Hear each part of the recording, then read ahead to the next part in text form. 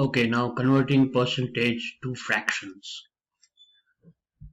In the earlier video, we saw converting fractions into percentage. Now we see converting percentage to fractions. Let's see a test example. Anil gets 75% marks in terminals and only 16 out of 20 in unit test. In which he has done better? Okay, there has to be a question mark here. In which he has done better? 75% in his terminals? No. Let's find out.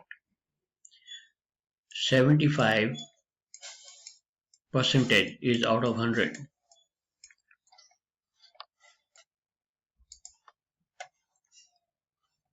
Okay, so 75 upon 100 is if you divide by 5, 15 5s are 75 and 20 5s are 100.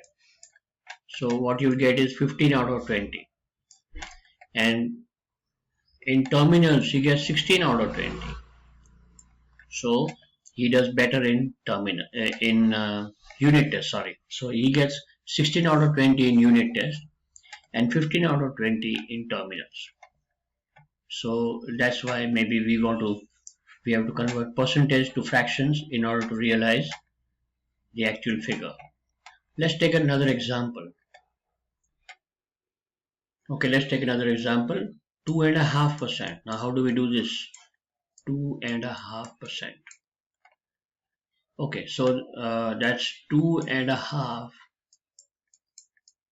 divided by 100, which is equal to 5 upon 2, because that is a mixed fraction. Now we need to have a proper fraction over 100, which is equal to 5 upon 200.